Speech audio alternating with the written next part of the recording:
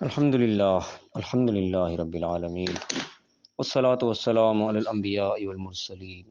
اعوذ باللہ من الشیطان الرجیم بسم اللہ الرحمن الرحیم رب اشرح لی صدری ویسر لی امری واحلل عقدۃ من لسانی یفقہوا قولی واجعل لی وزیرا من اہلی۔ محترم سامعین، السلام علیکم ورحمۃ اللہ وبرکاتہ۔ الحمدللہ، قرآن پاک کا مطالعہ ہمارا جاری ہے۔ سورہ الانفال کی آیت نمبر 58 تک ہم پڑھ چکے ہیں۔ آج انشاءاللہ آیت نمبر 59 سے آیت نمبر 64 تک پڑھیں گے۔ اعوذ باللہ من الشیطان الرجیم، بسم اللہ الرحمن الرحیم۔ ولا يحسبن الذين كفروا سبقوا انہم لا يعجزون۔ اور نہ گمان کریں وہ لوگ جو کفر کرنے والے ہیں، انکار کرنے والے ہیں، اللہ کے باغی ہیں، کیا گمان نہ کریں سبقوا کہ وہ سبقت لے گئے ہیں یا بچ کر نکل گئے ہیں یا آگے نکل گئے ہیں بہت آگے۔ انہم لا یعجزون، وہ عاجز نہیں کر سکتے، ہرا نہیں سکتے، اللہ تعالیٰ سے جیت نہیں سکتے وہ۔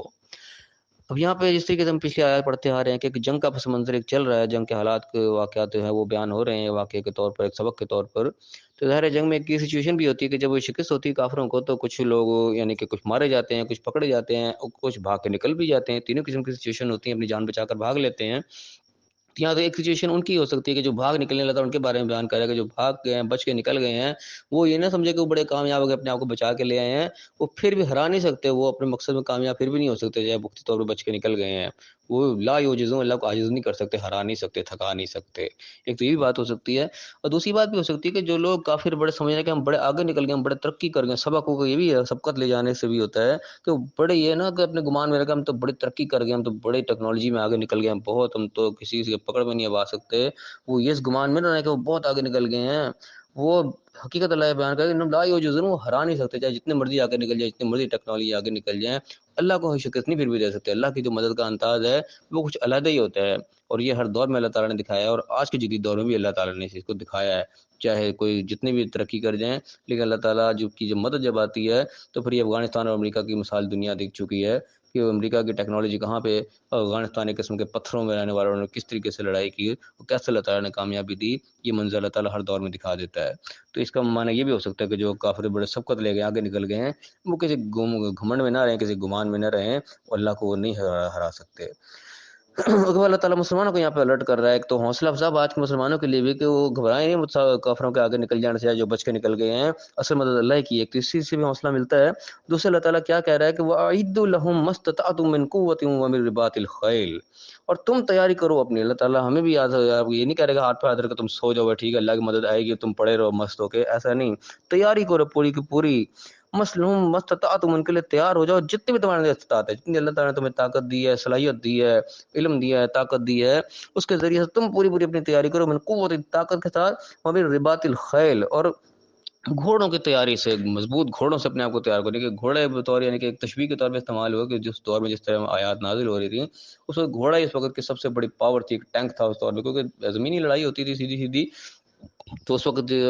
گھوڑا جو تھا یہ قسم کی طاقت کی علامت ہوتی ہے، جس لشکر کے پاس زیادہ گھوڑے ہوتے تھے وہ بہت طاقتور شمار ہوتا تھا، کہ گھوڑے کے اندر تیز بھاگنے کی صلاحیت ہوتی ہے۔ باقی اونٹ وغیرہ یا پیدل وغیرہ ہوتے تھے، ظاہر کے ذریعے ہاتھی شاتھی جو بھی ہوں، جو گھوڑے کی طاقت ہے وہ اپنی شمار ہوتی ہے۔ تو اللہ تعالیٰ نے ایک مثال دے کے مان گیا کہ تم اپنے مضبوط گھوڑوں سے اور پوری پوری طاقت سے اپنے جتنی تمہیں استطاعت دی اللہ نے، تم تیاری پوری رکھو۔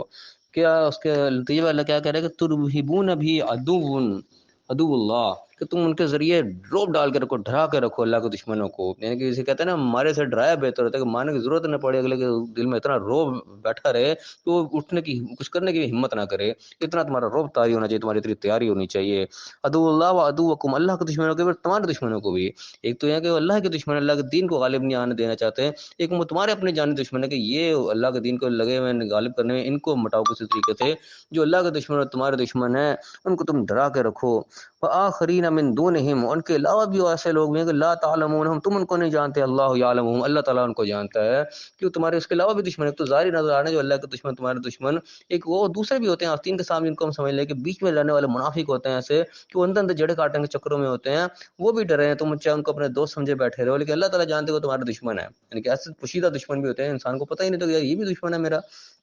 اللہ تعالیٰ سب کو بیچ میں لائن میں لا کے کہہ رہے ہیں کہ سب کے سب جو ہے تمہارے سے خوف ہوتا رہنا چاہیے، تمہاری اپنی اتنی طاقت اتنی پاور ہونی چاہیے کہ کسی کی جرت نہ ہو تمہاری طرف میلی آنکھ سے دیکھ سکے۔ یہ اصل میں کرنے والا کام ہمارا کہ اللہ تعالیٰ کا توکل اپنی جگہ پہ قائم ہے، لیکن توکل کے ساتھ ساتھ جو ہمارے کرنے کا کام ہے اس سے ہم پیچھے نہ ہٹے، ہمارے عمل کے اندر کمزوری نہیں ہونی چاہیے۔ اللہ نے بڑے واضح الفاظ میں کہہ دیا کہ تم اپنی تیاری کو پورا رکھو۔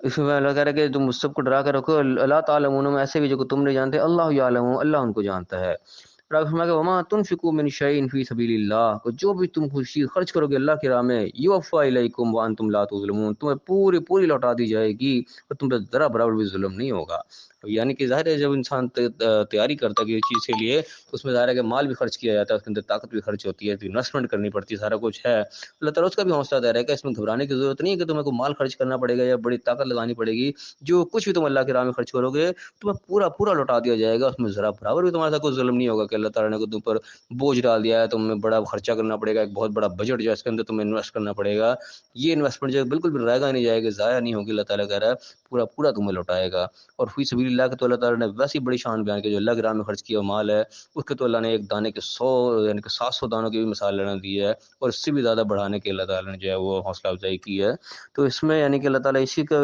مکمل یعنی کہ حوصلہ دے رہا ہے مسلمانوں کو کہ تمہیں ڈرنے کی گھبرانے کی کسی کی ضرورت ہی نہیں ہے، اللہ کی مدد بھی تمہارے ساتھ ہے، تم تیاری کرو، تمہارے دشمن بھی تم سے ڈر کے رہیں گے، اور جو بھی تم خرچ بھی کرو گے وہ بھی تمہارا کوئی نقصان نہیں ہوگا، بلکہ تمہیں پورا پورا جو ہے وہ لوٹایا جائے گا، تم پہ ذرا برابر ظلم نہیں ہوگا۔ اور آگے اللہ نے کیا فرمایا کہ وَإِن جَنَحُوا لِلسَّلْمِ فَاجْنَحْ لَهَا وَتَوَكَّلْ عَلَى اللَّهِ، اور اگر یہ صلح کی طرف مائل ہوں، یعنی کہ صلح کے لیے تم آپ ہاتھ پھیلیں، کیونکہ اللہ یہ ذہن میں رکھیں انسان اسلام جو ہے وہ امن کا دین ہے، اسلام بالکل فساد اور لڑائی جھگڑا ہرگز نہیں چاہتا، لیکن قانون کی بالادستی ضرور چاہتا ہے کہ جو چیز فساد کا باعث بنتے ہیں اس کو اسلام برداشت نہیں کرتا، جو چیز امن کے راہ میں رکاوٹ آتی ہے اس کو آگے سے جو ہے وہ مٹا دینے کا حکم، کہ امن کے راستے میں کوئی رکاوٹ نہیں قائم ہونی چاہیے۔ یہاں پہ یہ بات آ رہی ہے کہ جب وہ امن کے لیے ہاتھ پھیلانے کہ جو رکاوٹ پیدا کرنے والے آپ نے ڈسٹینس کی ان کے آگے، جب ان کو آپ نے پچھاڑنا شروع کیا، اب انہوں نے آگے امن کا پیغام دیا کہ ٹھیک ہے جی ہم امن چاہتے ہیں، ہم صلح چاہتے ہیں، صلح کے لیے جب انہوں نے اپنے بازو بچھا دیے، فجنا اللہ، ٹھیک ہے تم بھی اپنے بازو بچھا، تم صلح ان کی قبول کر لو، وہ توکل اللہ، تم اللہ کے اوپر توکل کرو۔ یعنی کہ یہ بھی ہو سکتا ہے نا کہ وہ ایک دھوکہ دے رہے ہیں، چال چل رہے ہیں، ٹھیک ہے اب مار پڑنے لگی، ٹھیک ہے جی ہم امن سے رہتے ہیں، ہمیں آپ نہ مارے، ٹھیک ہے کوئی بات نہیں، انہوں نے امن کا پیغام بھیج دیا، تم اللہ کو توکل کرو، ان کا امن کو قبول کرو، انہ هو السمیع العلیم، اللہ تعالیٰ سننے والا بھی جاننے والا بھی، یعنی کہ جو کچھ وہ کہنا اللہ تعالیٰ سن رہا ہے، جو کچھ ان کے دلوں کے اندر چھپا ہے وہ بھی اللہ تعالیٰ جانتا ہے۔ اللہ کے اوپر توکل کی یہاں پر بھرپور ہمیں سبق ملتا ہے کہ اللہ تعالیٰ جس طرح انسٹرکشن دے رہا ہے تم چلتے چلو، توکل اللہ کے اوپر رکھو، اللہ تعالیٰ اپنے ساتھ کا پورا پورا یہاں پہ ثبوت ہے کہ اللہ تمہارے ساتھ رہے گا۔ کیا فرمایا کہ وَإِن يُرِيدُوا أَن يَخْدَعُوكَ، اگر ان کا یہ ارادہ ہو کہ تمہیں دھوکہ دینا چاہیں، کہ دھوکے سے تمہیں صلح کا پیغام بھیج رہے ہیں، صلح کوئی نہیں کرنا چاہ رہے، امن کریں ٹھیک ہے جی آپ تلواریں رکھ دو، کوئی بات نہیں ہم نہیں لڑیں گے، آپ نے تلوار رکھ دی پھر تلوار لے کر چڑھ پڑے، دھوکہ دینا چاہ رہے ہیں تمہیں، کوئی بات نہیں، فَإِنَّ حَسْبَكَ اللَّهُ، اللہ تعالیٰ تمہیں کافی ہے، ان حسبک اللہ، اللہ تعالیٰ تمہیں کافی ہے، اللہ پہ تم بھروسہ رکھو۔ یعنی کہ کتنا اللہ تعالیٰ یعنی کہ موٹیویٹ کر رہا ہے، کس طریقے سے کتنا حوصلہ افزائی کر رہا ہے ہماری، کہ تمہیں گھبرانے کی ضرورت ہے، تمہارے پشت پر اللہ موجود ہے، تم اللہ کے توکل کے اوپر کھڑے، تمہارے اپنی طاقت کی کوئی نہیں ہے، تمہارے اپنے تمہیں تیاری کری جتنی بھی استطاعت سارا کچھ کری ہے، کیونکہ اس کے اوپر ہمارا تکیہ نہیں ہے، ہمارا توکل نہیں ہے، توکل ہمارا اللہ کی ذات پہ ہے، وہ اللہ تعالیٰ کے حکم سے ہم کر رہے ہیں جو بھی کر رہے ہیں۔ جب اللہ تعالیٰ کہہ رہا ہے کہ وہ امن کی بات کر رہے ہیں، تم بھی امن کو ملک لو، ٹھیک ہے اللہ کے کہنے پر ہی کرنا ہم نے، اگر انہیں دھوکہ بھی دینا ہوگا تب بھی اللہ ہی کفایت کرے گا، تمہیں گھبرانے کی ضرورت نہیں ہے، اللہ تعالیٰ تمہارے ساتھ ہے۔ تو اللہ کہہ رہا ہے اگر وہ دھوکہ دینا چاہیں گے فَإِنَّ حَسْبَكَ اللَّهُ، تو اللہ تعالیٰ تمہیں کافی ہے، هُوَ الَّذِي أَيَّدَكَ بِنَصْرِهِ وَبِالْمُؤْمِنِينَ، وہی ہے جس نے اپنی مدد سے تمہاری تائید کی تھی، وَبِالْمُؤْمِنِينَ، و مومنین کے ذریعے، یعنی پہلے بھی اللہ نے تمہاری مدد کی ہے، تم اکیلے تھے، تنہا تھے، نعرہ بلند کرنے کے لیے تم کھڑے ہوئے تھے، اللہ تعالیٰ نے تمہاری مدد کی، اور تمہارے مومنین بھی تمہیں ساتھ دی مدد کرنے کے لیے، یعنی کہ جتنی بھی طاقت تم یہاں تک پہنچی ہو یہ بھی اللہ کی مدد سے پہنچی ہو، تمہاری اپنی کوئی وہ نہیں تھی، تو اس لیے اللہ تعالیٰ جو کہہ رہا ہے جیسے کہ اس طریقے سے چلتے چلے جاؤ، اللہ کے اوپر توکل اپنا مضبوط رکھو، کوئی مسئلہ آئے گا بھی اللہ کے حکم کے دوران اگر تو مدد پھر اللہ ہی کی طرف سے آئے گی جیسے پہلے آئی۔ اور آگے کیا اللہ تعالیٰ فرمایا کہ وَأَلَّفَ بَيْنَ قُلُوبِهِمْ، اللہ تعالیٰ نے ان کے دلوں کے اندر یہ الفت پیدا کر دی، محبت پیدا کر دی، ایک جذبہ محبت جو اللہ تعالیٰ نے ڈال دیا، لَوْ أَنفَقْتَ مَا فِي الْأَرْضِ جَمِيعًا، اگر تم زمین کے اندر جتنا ہی مال سارا کچھ بھی خرچ کر دیتے، مَا أَلَّفْتَ بَيْنَ قُلُوبِهِمْ، ان کے دلوں میں الفت پیدا نہیں کر سکتے تھے، محبت پیدا نہیں کر سکتے تھے۔ وہی جس کی بات کی جاتی ہے کہ انسان پیسے سے دولت سے جو مرضی خریدے، کہ انسان کی محبت نہیں خرید سکتا، کسی کا خلوص نہیں خرید سکتا، نیت جو ہے وہ نہیں خریدی جا سکتی، چاہے جو مرضی ہم کر لیں۔ اب اسی کہتے ہیں مال کا خرچ کے اندر ایک تعلیف قلب کا بھی کو آتا ہے نا، کسی کا دل کو پرچانا، اسلام کی طرف لے کے آنا، اس کے لیے بھی مال خرچ کیا جاتا ہے. لیکن یہ کہ ہیلا ایک طریقے کا آ رہا ہے، لیکن اس کی گارنٹی کوئی نہیں ہے کہ آپ نے مال خرچ کر دیا، سارا کچھ کو دے دیا تو واقعی آپ سے محبت کرنے لگ جائے گا، یا واقعی اسلام سے محبت اس کے دل میں پیدا ہو جائے گی. وہ اللہ تعالیٰ نے طریقے کا ضرور بیان کیا، لیکن محبت اللہ نے ڈالنی ہے. اس چیز کا اللہ تعالیٰ نے بیان کر کے تمہیں جو مخلص ساتھی اللہ نے دیا ہے، ان کے دلوں میں جو محبت اللہ نے دی ہے، یہ تم نہیں پیدا کر سکتے تھے، یہ اللہ ہی نے پیدا کیا ہے. تم مال خرچ کرنے سے اگر ہوتی تو زمین بھر کے سارا بھر کے بھی مال خرچ کر دیتے پوری زمین کے برابر بھی، تو دلوں کے اندر محبت نہیں پیدا کر سکتے تھے. یہ اللہ کی مہربانی ہے جو ہوئی ہے. فرمایا کہ ما الفت بین قلوبہم، سارا کچھ خرچ کے بھی نہیں تم کر سکتے تھے. ولکن اللہ الف بینہم، لیکن اللہ نے الفت ان کے درمیان پیدا کر دی. ایک دوسرے کے لیے جان نشاور کرنے کے لیے کھڑے ہو گئے. جب وقت آیا، جس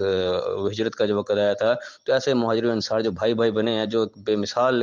قائم ہوئی کہ کیسے سب نے اپنا آدھا آدھا مال دے دیا. یہ محبت کس نے ڈال دی؟ مال کی محبت انسان کے پاس سب سے زیادہ غالب آئی ہوئی ہوتی ہے، کیونکہ وہ سب جناب اپنا آدھا آدھا مال ہر چیز انہوں نے بانٹ دی. یہ محبت کس نے ڈال دی؟ یہ اللہ ہی نے ڈال دی ہے. یہ دنیا کا مال خرچ کے محبت نہیں کسی کے دل میں پیدا کی جا سکتی. تو اللہ تعالیٰ یہ بات بیان کر رہا ہے کہ تمہیں گھبرانے کی ضرورت نہیں. جس طریقے سے اللہ تعالیٰ کہہ رہا ہے اس طریقے تم چلو. یہ مدد اللہ نے پہلے بھی کی ہیں، تم خود نہیں کر سکتے تھے. انہ عزیز الحکیم، بے شک وہ غالب ہے، زبردست ہے اور حکمت والا ہے. اس کی ہر چیز کے اندر حکمت ہے. جو بھی وہ حکم دے رہا ہے وہ حکمت سے خالی نہیں ہے، اور وہ عزیز ہے، غالب ہے، زبردست ہے، اس سے اوپر کوئی نہیں جا سکتا. پھر آگے اللہ تعالیٰ فرمائے گا یا ایھا النبی، اے نبی، حسبک اللہ، اللہ تعالیٰ آپ کو کافی ہے. اللہ تعالیٰ آپ کے لیے کفایت کرنے کے لیے کافی ہے. تمہیں یعنی کہ پیچھے ہٹنے کی ضرورت نہیں ہے. جس طریقے سے اللہ گائیڈ کرتا ہے چلتے چلے جاؤ.